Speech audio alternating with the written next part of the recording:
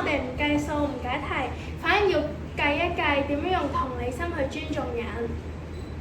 咦，同理心應該要點樣計啊？同理心同做個圖有咩關係？梗係有啦，數學題我哋講求理解題目，最後就梗係要理解他人啦。今日我哋用校園小劇場去認識點樣用同理心去解決人際關係難題。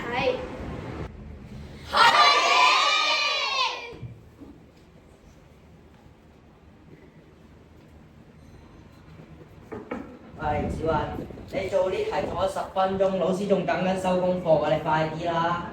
我唔係唔肯做，只係呢條題目我真係唔係點樣把佢化為大分數啊！小雲，你有邊題唔識答，不如我教下你。記得上次上堂你計嗰個出類題一直都計唔啱，最後老師同你講咗啲咩啊？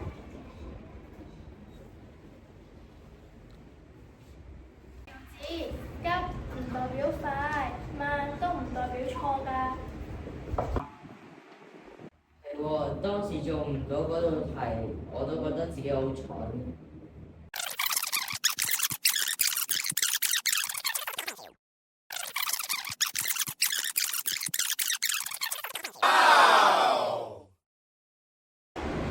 各位同學，相信你哋睇完片都對同理心有更深嘅認識。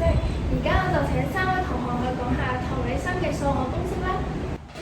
同理心嘅公式1，數學嘅要求就係要理解已知嘅條件；而同理心嘅公式就係理解對方而家嘅感受。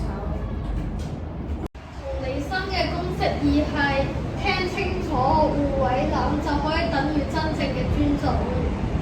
同理心公式3，轉換語氣同埋內容。例如，你咁都做錯㗎。換成，我明白你有困難，不如我哋一齊諗辦法啦。各位同學，數學